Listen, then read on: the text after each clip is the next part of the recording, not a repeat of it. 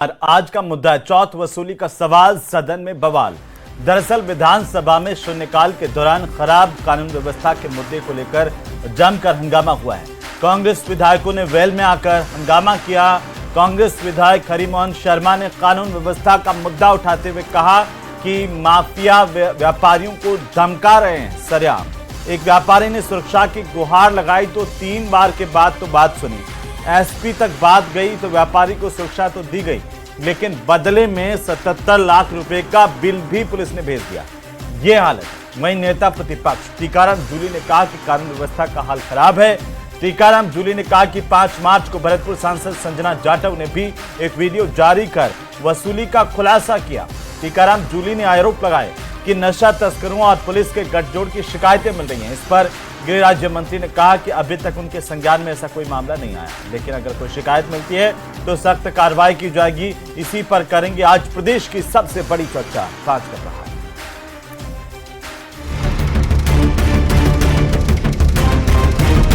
कैसे तानाशाही कर रखी है और भ्रष्टाचार खुलेआम चल रहा है।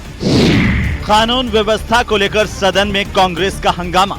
और आज के अखबार में खुद भरतपुर सांसद ने साहब पुलिस पे अवैध वसूली के आरोप लगाए।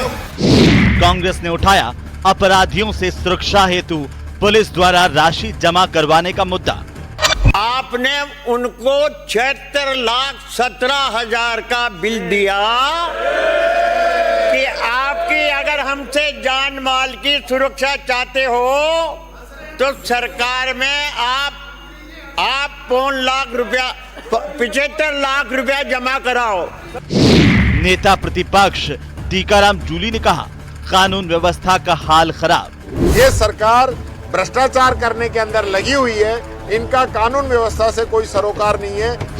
वसूली कर रहे पुलिसकर्मियों का वीडियो संजना जाटव ने एसपी को भेजा। किस तरीके से भ्रष्टाचार कर रखा है, दिन दहाड़े आम जन सुरक्षित नहीं। किस तरीके से आप देखो, अभी मैंने खुद ने भी देखा है कि पैसे यूँ लिए और तुरंत मेरी गाड़ी आई है यहाँ जैसे घर पे, तो तुरंत वो सीधे निकल लिए। बीजेपी ने खारिज किए कांग्रेस के सभी आरोप। और अध्ययन करने के बाद सदन में किसी बात को रखें तो जनता के सामने वो स्पष्टता आएगी। राजस्थान में अपराध पर लगातार कार्रवाई की जा रही है। माननीय मुख्यमंत्री बजरंग शर्मा जी स्पष्ट रूप से इस बात को कह चुके हैं कि राजस्थान में अपराधियों के लिए कोई जगह नहीं है। चौथ वसूली का सवाल, सदन में बवाल। तो चौथ वसूली का सवाल, सदन में हुआ बवाल। लॉ एंड ऑर्डर पर लगातार घमासान है। इसी को तलाशने की कोशिश करेंगे कि क्या सरकार के निशाने पर वाकई माफिया है और कार्रवाई हो रही है, लेकिन जो आरोप विपक्ष लगा रहा है उनमें कितनी सच्चाई है, उस पर भी हम बात करेंगे। हमारे साथ एक बड़ा पैनल मौजूद है। सबसे पहले चर्चा की शुरुआत करें, उससे पहले परिचय करवा दूं। शैलेंद्र गुर्जर हमारे साथ हैं, भारतीय जनता पार्टी के प्रवक्ता। राजकुमार शर्मा हमारे साथ हैं, कांग्रेस पार्टी के प्रवक्ता। आशुतोष रावत हमारे साथ हैं, वरिष्ठ पत्रकार के तौर पर। अनिल गोटवाल साहब हैं, पूर्व पुलिस अधिकारी। आप सभी का बहुत स्वागत है। और गोटवाल साहब, सबसे पहले एक टिप्पणी आपकी इस पर, प्रदेश की कानून व्यवस्था को लेकर के, जो कि लगातार बातें हो रही है, तो आप कैसे देख पा रहे हैं पुलिस के पूर्व अधिकारी होने के नाते?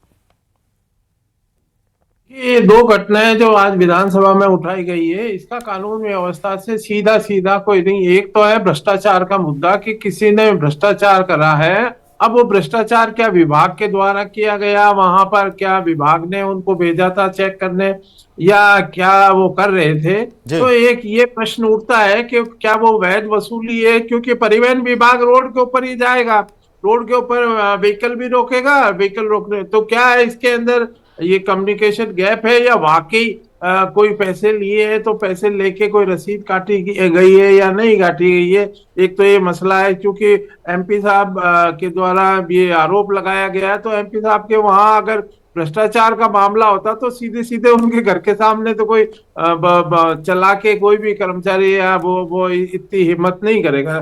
सवाल दूसरा ये बहुत बड़ी बात है गोटवाल साहब, अगर कोई एमपी साहब के घर के सामने रिश्वत ले रहा है तो फिर बाकी जगहों पर क्या हाल होगी? दूसरा पक्ष ये भी है, मैं आता हूं आपके पास वापस, लेकिन आशुतोष रावत साहब, पत्रकार के तौर पर आपकी नजरें क्या कर रही हैं? आप कैसे देख पा रहे हैं पूरे सिनेरियो को? क्योंकि बीजेपी दावा कर रही है कि उनके राज्य में जो अपराध का आंकड़ा है वो कम हुआ है।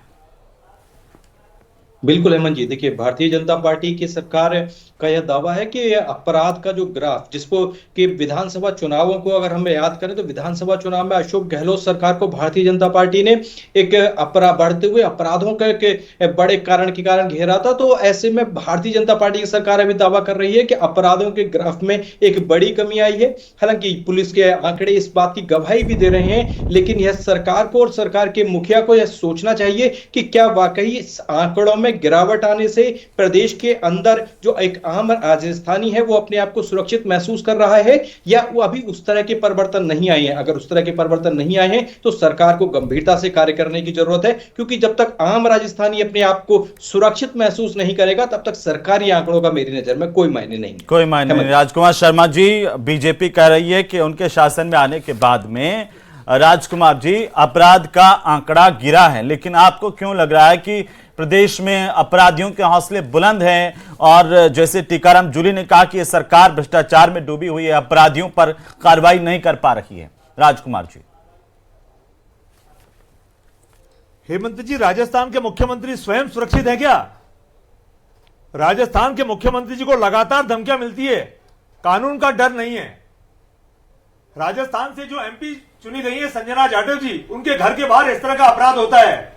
एमपी बहुत बड़ी पोस्ट होती है, लोकसभा सदस्य होते हैं। भारतीय जनता पार्टी जवाब दे। किरोड़ीलाल मीणा जी खुद इनके कैबिनेट मिनिस्टर हैं, वो खुद कह रहे हैं बजरी माफिया राजस्थान में पनप रहा है। मुख्यमंत्री और सरकार जवाब देने को तैयार नहीं है। किरोड़ीलाल मीणा जी खुद कह रहे हैं कि मेरी जासूसी हो रही है, लेकिन सरकार के पास जवाब नहीं है। हेमंत जी, ये राजस्थान में ये राजस्थान के अखबार है, मेरा कटिंग लेके आया हूं आज, कि ये कह रहे हैं स्थायी वारंट और भगड़ों के लिए राजस्थान सबसे बड़ा गढ़ है। ये देखिए, ये युवती की हत्या, ये कानून व्यवस्था, ये बजरी खनन, गाड़ी चढ़ा दी, कर्मचारी को मार दिया। ये देखिए, ये बजरी खनन, ये देखिए जयपुर में फायरिंग, ये देखिए ये कानून व्यवस्था, ये एसओजी ने पकड़ा और बाद में छोड़ दिया। ये देखिए, ये बुजुर्ग महिला को बंधक बना के मार दिया। ये देखिए, और अभी अंबावाड़ी में जयपुर में 2 दिन पहले हत्या हुई है। तो ऐसी हजारों कटिंग मेरे पास रखी हुई है, कांग्रेस पार्टी के कार्यकर्ताओं के पास रखी हुई है जी। लेकिन वो कटिंग से क्या, वो तो आंकड़े दे रहे हैं ना, वो तो आंकड़े दे रहे हैं ना। गृह राज्य मंत्री सदन में बता रहे हैं, सरकार के मंत्री सदन में बता रहे हैं कि 2024 के क्राइम रेट में 7.74% की गिरावट आई है। ये मैंने अखबार घर में नहीं छापे हैं। किरोड़ीलाल मीणा जी कांग्रेस पार्टी के मंत्री नहीं है, कांग्रेस पार्टी के मंत्री नहीं है, वो भारतीय जनता पार्टी के कैबिनेट मिनिस्टर है और देश के प्रधानमंत्री जी के लाडले हैं। तो ये आंकड़े को घर में थोड़ी बनाए जी, ये आंकड़े कोई घर में थोड़ी बनाए, आपने अखबार घर में नहीं छापा। आंकड़े कैसे बनाती है? तो ये आंकड़े भी तो मैं सरकार के दे रहा हूं ना, मेरे घर में अखबार थोड़ी छपता है। ये आंकड़े मेरे घर में तैयार थोड़ी होते हैं। ये वो पार्टी है हेमंत जी, ये वो पार्टी है हेमंत जी जो कुंभ में 65-66 लोग स्नान करे, वो तो आंकड़ा है। लेकिन वहां जो हादसा हुआ उसमें कितने लोगों की जान गई, वो आंकड़ा इनके पास नहीं है। भारतीय जनता पार्टी आंकड़े कैसे पेश करती है, जुमले कैसे पेश करती है, गारंटियां कैसी देती है, अब तो पूरी दुनिया जानती है। पहले राजस्थान जानता था, फिर हिंदुस्तान जानता था, अब तो पूरी दुनिया जानती है कि आंकड़े कैसे पेश किए जाते हैं। शैलेंद्र गुर्जर साहब नेता प्रतिपक्ष टीकाराम जूली कह रहे हैं कि ये सरकार पूरी भ्रष्टाचार में डूबी हुई है। अब आप देखिए, एमपी के घर के बाहर वसूली का वीडियो, आपके अधिकारी उस पर कार्रवाई नहीं करे, लेकिन एमपी खुद वीडियो बना करके सबके सामने लाती हैं। और कांग्रेस के नेता राजकुमार जी पेपर लेकर के आते हैं, कटिंग लेकर के आते हैं, कहते हैं कि देखिए ये छपा है कि पूरे देश में अपराधियों का गढ़ बन गया राजस्थान छिपने के लिहाज से। हेमंत जी, अगर माननीय सांसद वो पीड़ित व्यक्ति को जो रिश्वत दे रहा है, जो भी वो आरोप लगा रही हैं, अगर उसको वो थाने ले जाती या एसीडी के सामने ले जाकर उससे एप्लीकेशन दिलाती तो शायद कोई तथ्य या सच्चाई सामने आती। लेकिन आप देखिए, कांग्रेस के प्रवक्ता ये मानने को तैयार नहीं है कि सदन में अगर कोई डेटा या तथ्य रखे जाते हैं तो उनकी पारदर्शिता होती है, उनकी विश्वसनीयता होती है। अगर विद्वान कांग्रेस के प्रवक्ता को जानकारी हो कि अगर कोई भी सदन में डेटा रखा जाता है या पुलिस विभाग द्वारा कोई डेटा वहां दिया जाता है और माननीय गृह राज्य मंत्री द्वारा डेटा रखा जाता है तो वो बहुत विश्वसनीय डेटा होता है। वो मानेंगे नहीं, क्योंकि गहलोत राज में तो राजस्थान अपराधिस्तान बन चुका था, रेपिस्तान था, रेप दुष्कर्म में पहले नंबर पर था, आए दिन गैंग वॉर होते थे, पूरी राजस्थान की जनता ने देखा। ये सदन के पटल पे रखा गया है कि प्रदेश में 2023 में 2,41,000 से अधिक केस दर्ज हुए थे और 2024 में जब से माननीय भजनलाल सरकार आई है तब 2,13,000 केस दर्ज हुए हैं, 17,800 केस कम दर्ज हुए हैं। कितने? ये नहीं मानेंगे ये कितने कम? आप देखिए, अनुसूचित जाति अत्याचार के दर्ज प्रकरण 2023 में 8,212 थे, 2024 में 7,007 हैं। हमारे तो ये आप 2014 सुनिए ना, अगर आप आंकड़ों की बात करें 2024 में अनुसूचित जाति पर 7,007 मामले बता रहे हैं, ये आपकी उपलब्धि है जी? ये आपकी उपलब्धि है? उपलब्धि नहीं है। देखिए तो, जो पुलिस आप का तो बोल रहे हैं हेमंत जी, हम और सुदृढ़ता से काम क्या करेंगे। आपकी उपलब्धि है? आज आंकड़ों में 15% विजयनगर की कांड कमी आपकी आई उपलब्धि है, भीलवाड़ा में बच्चियों के साथ गैंगरेप आपकी उपलब्धि है, या फिर आपकी उपलब्धि यह है कि राजस्थान में कोई SC/ST के व्यक्ति को घोड़ी पर बिठा देते हैं तो अपराधी उसे घोड़ी से उतार देते हैं, यह आपकी उपलब्धि है। घोड़ी तक छीन के ले जा रहे हैं, पुलिस की सुरक्षा में बारात निकल रही है। ऐसा लगता है कि प्रदेश में अपराधी इतने हौसले बुलंद करके बैठे हैं। आज भी एक अपराधी का वीडियो वायरल हुआ कोटा में, जहां पर उसने मर्डर किया और बाकायदा वीडियो जारी करके बताया कि मैंने मर्डर किया, शिकन तक नहीं है। क्या इसे कानून का राज कहें? यह आपकी उपलब्धि है सर? हेमंत जी देखिए, घटनाएं होती हैं, लेकिन घटनाओं पर अंकुश लगाना सरकार का काम होता है और हमने वो अंकुश लगाने का काम किया है। अगर आप तुलना करेंगे गहलोत शासन काल से तो आप निश्चित रूप से पाएंगे कि ओवरऑल 8% अपराधों में कमी आई है, ग्राफ गिरा है। वो क्यों हुआ है? क्योंकि गहलोत शासन काल में इकबाल पुलिस का खत्म हो चुका था, अपराधियों में भय नहीं था। आज इकबाल पुलिस का कायम हुआ है, जो मैं आपको इसीलिए आंकड़े देना चाहता हूं क्योंकि आप कंपेयर तभी करोगे जब आंकड़े बोल देंगे। लेकिन मैं तो ये आपसे जानना चाहता हूं शैलेंद्र साहब कि अगर आप कह रहे हैं कि 7,000 केसेस दर्ज हुए हैं तो 7,000 केसेस हमारी उपलब्धि तो नहीं है ना सर? ये अगर किसी भी मामलों को अगर हम इस तरीके से देखें, लेकिन देखिए 2023 के आंकड़े हैं 2,31,240 केस दर्ज हुए, 2024 में 2,13,351 केस दर्ज किए गए। तो क्या ये 2,13,351 केस हमारी उपलब्धि है? ये क्यों दर्ज हो रहे हैं? क्यों ये 2,13,000 से ज्यादा क्राइम के आंकड़े आ रहे हैं? उस पर हमें विचार करना होगा सर। ये कौन लोग हैं जो इस तरह से मर्डर करते हैं और वीडियो बना करके बता रहे हैं? ऐसा लग रहा है कि पुलिस का खौफ नहीं है।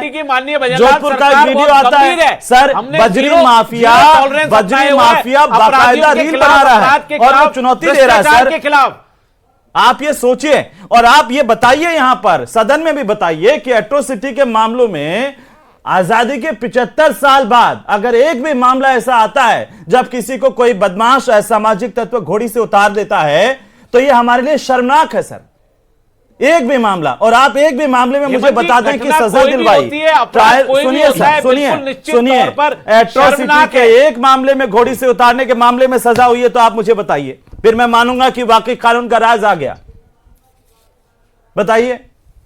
देखिए जवाब नहीं है सर हमारे पास। हेमंत जी बिल्कुल आप सुनिए तो सही, मैं आपको यह निवेदन कर रहा हूं कि जो 5 साल में कानून व्यवस्था लचर हो चुकी थी, जो खत्म हो चुकी थी, जो अपराधीकरण हो गया था राजस्थान का, जो रेपिस्तान बन चुका था, गैंगवॉर होते थे, उनमें हमने 1 साल में कमी लाने की कोशिश कर रहे हैं और लाए हैं। ये रिजल्ट बताता है। इसीलिए मैं आगे बता रहा था, मैं आपको ये नहीं बोल रहा कि घटना नहीं हुई, घटना हुई है, हम उस पर तुरंत कार्रवाई करते हैं। जो पिछली गवर्नमेंट में व्यवस्था बिगड़ चुकी थी, उस व्यवस्था को माननीय भजनलाल सरकार सही करने में लगी हुई है। ये आंकड़ा इसी की बात नहीं कहता है, लेकिन अपराध हो रहे हैं, उन पे कंट्रोल होना चाहिए।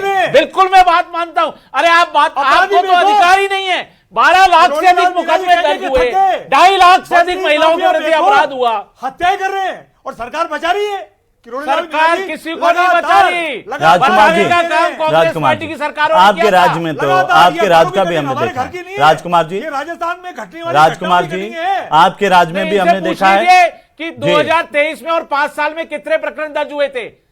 क्या हालत था आंकड़ों से इतर आइए सर। सुनिए, महिला दुष्कर्म में राजस्थान पहले नंबर पे नहीं था। हम कोशिश कर रहे हैं। ये देखिए बहुत संवेदनशील मुद्दा है, इस तरह से चिल्लाने से काम नहीं होगा। कि अपराध ये में कमी आई बहुत है, तो हम सेंसिटिव गाँव मुद्दा है, से तैयार हैं। राजस्थान की जनता से जुड़ा हुआ मुद्दा है, महिलाओं का अस्पताल का महिलाएं मुद्दा है, सुरक्षित ये नहीं, मजाक बच्चियां बना के सुरक्षित रखते हैं। नहीं, कांग्रेस बसों के में प्रवक्ता सुरक्षित नहीं, कांग्रेस सुरक्षित पार्टी ने नहीं, गाड़ी सिर्फ घोड़े राजस्थान सुरक्षित का नहीं, मजाक बनाया है। बजरी ऐसे माफिया से गंभीर चढ़ते मुद्दे पर अवैध बजरी के खिलाफ सुन लो, गंभीर अवैध मुद्दे पे बजरी के जवाब खिलाफ दीजिए, हमने सर। 1000 से अधिक प्रकरण दर्ज किए, हमने 1000 से अधिक अपराधियों को गिरफ्तार किया, लगातार 68,000 टन बजरी जब्त की है। अवैध शराब में देख लीजिए, मादक पदार्थों में देख लीजिए, महिला अत्याचार में 10% की कमी आई है। ऐसे चिल्लाने से डिबेट नहीं होगी। कांग्रेस पार्टी करते हैं। हेमंत जी, हेमंत जी किसी भी जगह ऐसे में चले जाओ, डिबेट नहीं किसी भी होगी। विधानसभा में चले जाओ, ठीक। आप महिलाओं की तुलनात्मक सुनो, अध्ययन बच्चों करना से पड़ेगा। मैं तुलनात्मक निश्चित अध्ययन तौर करके पर तो बता रहा अपराध हूं। होता है तो उस पर लगाम तो लगानी आप चाहिए। जवाब दीजिए ना हम फिर। लग रहे हैं, हम लगे सर, हुए हैं। सर, माननीय भजनलाल सर, सरकार पूरी तरह से गंभीर है, माननीय पुलिस महोदय, को खुली छूट दे रखी है, फ्री हैंड दे रखा आदरणीय है। शैलेंद्र तो आज गुर्जर साहब, आपको ये गिरावट देखने आप को जवाब मिलती तो है। दीजिए और फिर। निश्चित तौर आप पर जवाब अपराध कहां दे रहे हैं? होते मैं तो कह रहा के लिए- हूं 1-1.5 साल में आपकी सरकार को 1 साल हो गया, घोड़ी से उतारने के मामले में एक मामले में सजा हुई तो बताइए कैसे क्राइम कंट्रोल होगा? बताइए, आप बता सकते हैं, सीना ठोक के बताइए कि हमने सजा दिलवाई और सलाखों के अंदर भेजा और इसको सजा हुई कोर्ट से। ये जिम्मेदारी कौन तय करेगा, कौन लेगा सर?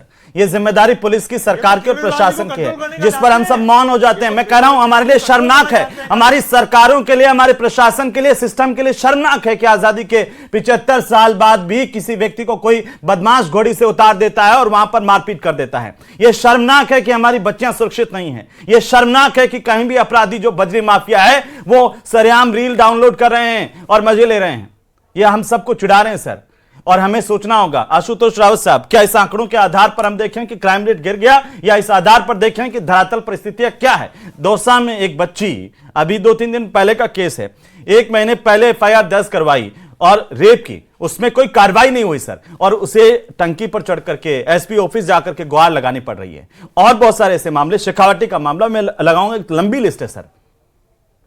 बिल्कुल हेमंत जी, देखिए भारतीय जनता पार्टी की भजनलाल सरकार को यह देखना पड़ेगा कि बड़ी उम्मीदों के साथ में इस सरकार को वोट देकर के लोगों ने सत्ता में लाया है। बहुत उम्मीदें सरकार के साथ, भजनलाल सरकार और भाजपा की सरकार से आम आदमी को हैं, क्योंकि पिछले 5 साल का जो कांग्रेस का कार्यकाल था, वो जो राजस्थान ने देखा, यहाँ के लोग अपराध से त्रहिमाम करने लगे थे। ऐसे में निश्चित तौर पर मुझे लगता है कि सरकार को, मुख्यमंत्री को और गृह मंत्री को खास तौर पर जो राज्य की कानून व्यवस्था है उस पर ध्यान देने की जरूरत है।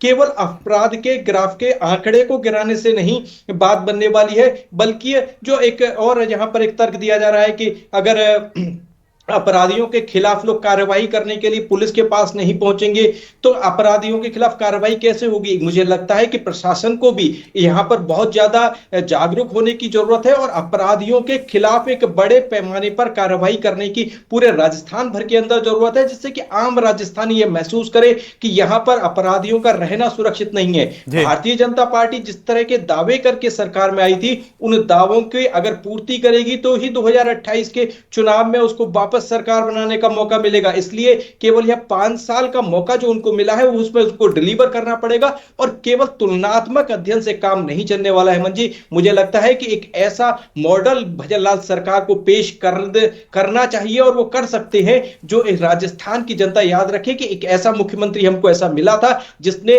प्रदेश की स्थिति में एक आमूलचूल परिवर्तन किया। लेकिन कम से कम अभी हम यह कहने की स्थिति में नहीं है कि जितने परिवर्तन की उम्मीद राजस्थान की जनता को थी उस तरह की परिस्थितियां बदलती हुई राजस्थान में ये बदलती हुई परिस्थितियां क्यों नहीं बन रही है गोठवाल साहब? इसमें कमी क्या है, गड़बड़ कहां हो रही है? क्योंकि देखिए, बजरी माफिया को खत्म करने का दावा किया गया था, और आपको बहुत अच्छे से याद होगा कि हर सरकार ये दावा करती है कि बजरी माफिया को हम खत्म कर देंगे। बजरी माफिया के हाल यह है कि सरेआम एक मंत्री को कहना पड़ रहा है कि बजरी माफिया हावी, हम कुछ नहीं कर सकते हैं। आप देखिए, हरिमोहन शर्मा जी कांग्रेस पार्टी के विधायक हैं, वो कह रहे हैं कि एक व्यक्ति पुलिस में गया, उसे धमकी मिली और पुलिस ने उसको सुरक्षा के लिए 77 लाख रुपए का नोटिस दे दिया, और गैंग जो है उसे 2 करोड़ रुपए की फिरौती मांग रही थी। अब आम आदमी क्या करेगा सर? ये देखिए हेमंत जी, बिल्कुल सही है कि जान माल की सुरक्षा करना पुलिस का और प्रशासन का काम है, और पुलिस का प्राथमिक काम है। हम ये देखते हैं कि आंकड़ों में हम चाहे वो हमने 17,000 पूरे ओवरऑल साल भर के आंकड़े कम कर लिए, लेकिन आंकड़े कम कैसे होते हैं ये भी उसके पीछे जांच की बात है कि काम अगर आप दर्ज नहीं करोगे तो कम हो जाएंगे, या और किसी कारण से कभी किसी प्रकार से कम हो सकते हैं, हो सकता है कि तो प्रिवेंटिव एक्शन जो लिया गया है कि भाई हमने ये निरोधात्मक कार्रवाई की, इस वजह से ये आंकड़े कम हुए, ये सरकार को बताना चाहिए था। ये एक बहुत बड़ी कमी है।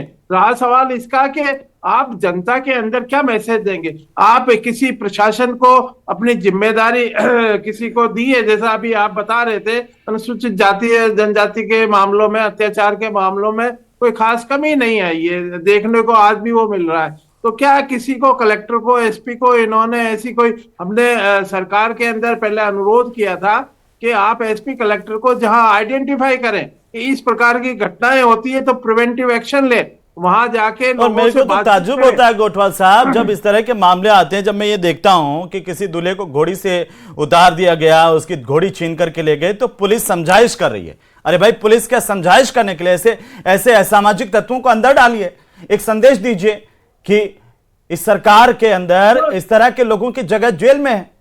ये संदेश देने की जरूरत है। जो अधिकारी फेल है कब तक समझाइश कार्रवाई करने की आवश्यकता है। अधिकारियों की जिम्मेदारी, पुलिस के अधिकारियों की जिम्मेदारी भी तय होने की जरूरत है गोठवाल साहब। जी, मैं ये कह रहा था अहमद जी कि उनकी जिम्मेदारी तय होने की आवश्यकता है कि आपने प्रशासन के लिए क्या किया। फिर उनको जिम्मेदार कलेक्टर, एसपी को या वहां के सीओ को या थानेदार को क्या जिम्मेदारी दी है, तो ये घटनाएं क्यों हो रही, क्यों नहीं रुक रही है, इसके ऊपर क्या कोई ऐसा इन्होंने एक सर्वे करवाया कि भाई इस जिले में, तो ये क्या घटनाएं होगी जब भी रोकने की जिम्मेदारी है, अपन पहले से तैयारी क्यों नहीं करें कि भाई इस इलाके में, इस जिले के अंदर ये घटनाएं होती है, इसको रोकने के लिए। जैसे साइबर क्राइम के लिए अभी इन्होंने कहा कि इंडिया में नंबर 1 मेवात क्षेत्र में साइबर क्राइम हो गया, तो वहां एक आईजी ने कोशिश की, वहां साइबर क्राइम के ऊपर नकेल लगाने की कोशिश और की, उसकी सब तारीफ करते हैं सर, वो धरातल पर उसका असर भी देखने को मिला है गोठवाल साहब। इस प्रयास की उनके सब तारीफ करते हैं कि कैसे उन्होंने पूरे के पूरे साइबर क्राइम गैंग की कमर तोड़ी है, वो सब जानते हैं। धरातल पर इसका असर दिखा है सर। हेमंत जी, मैं यही चाह रहा था। पिछली बार बूंदी जिले में ऐसा ही हुआ, वहां के कलेक्टर, एसपी ने जॉइंट बैठ के मीटिंग करी, आइडेंटिफाई किए, तहसीलदार पटवारी को साथ लिया कि भाई कहाँ घटनाएं हो रही है अत्याचार की, जिसपे घोड़ी पे चढ़ने नहीं देते। उन्होंने आइडेंटिफाई की कि 200 गांव ऐसे हैं कि जहां पर होने की शंका है। अगले बार की तैयारी के अंदर एक भी बूंदी जिले के अंदर इस प्रकार का नहीं हुआ। उन्होंने बुला के बात की, सर्वे किया। अच्छे काम की तारीफ भी होनी चाहिए, लेकिन तो ये जिम्मेदारी और उनको देनी चाहिए कि जिस जिले में हो रही है उसके खिलाफ कार्रवाई भी करें। होनी चाहिए। राजकुमार शर्मा जी, कोई सुझाव आप देना चाहते हैं? देखिए, राजनीति तो अलग इतर चीज है कि आप राजनीति करते रहिए, पूरे 5 साल आरोप प्रत्यारोप तो चलते रहेंगे, लेकिन कोई सुझाव है सरकार के लिए कि ऐसा कीजिए ताकि आंकड़े कम हो सके? ऐसे नहीं है कि गोलीबाजी करके आपकी जैसे महारत हासिल कर ले, आंकड़े घटाने बढ़ाने की बात नहीं है, धरातल पर इंपैक्ट आए। राजकुमार जी बोलिए। हेमंत जी, सरकार को जो पुलिस के जो कर्मचारी हैं उनको पावर देनी पड़ेगी, उनको फ्री हैंड छोड़ना पड़ेगा, उनको काम करने के लिए उनको मोबिलाइज करना पड़ेगा, उनको जो साधन चाहिए वो उपलब्ध कराने पड़ेंगे, उनको ताकत देनी पड़ेगी कि हमारा आपके यहाँ से आपके लिए फोन नहीं आएगा, आप कार्रवाई करिए। मैं कह रहा हूं, पुलिस चाहे, एक पिक्चर आई थी उसमें बयान आया था कि पुलिस चाहे तो मंदिर से चप्पल भी चोरी नहीं हो सकती है, लेकिन पुलिस करे तो क्या करे, पुलिस के ऊपर प्रतिबंध बहुत सारे होते हैं।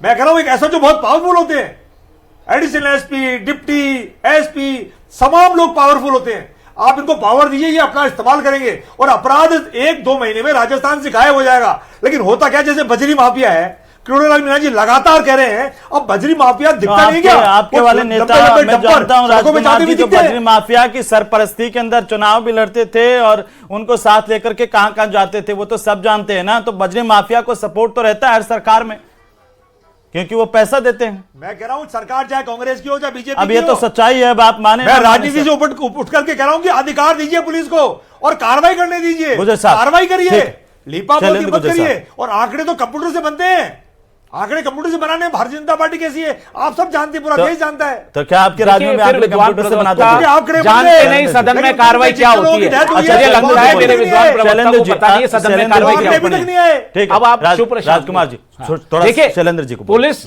देखिए, पुलिस ने 100 दिवसीय कार्य योजना के तहत विशेष अभियान चलाकर 16,000 से आदतन अपराधियों को पकड़ने का काम किया।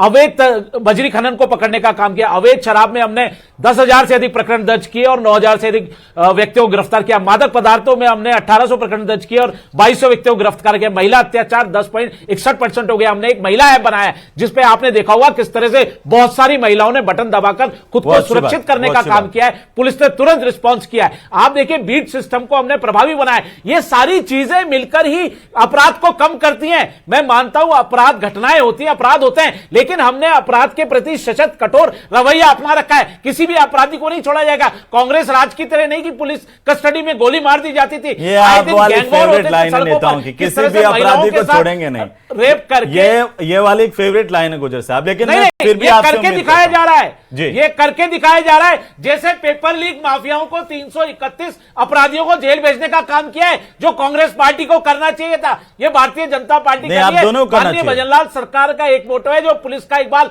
खत्म हो गया था, हमने उसको बुलंद करने का काम किया है। उम्मीद करते हैं कि आप जो कह रहे हैं वो करके दिखाएंगे और वाकई कमर टूटेगी अपराधियों की। हम सब इसी बात को लेकर आशान्वित है। बहुत शुक्रिया आप सभी का इस चर्चा में शामिल होने के लिए। कुल मिलाकर के अपराधियों के हौसले बुलंद हैं, उनको कैसे तोड़ा जाए इस पर सरकार को खास ध्यान देने की जरूरत है।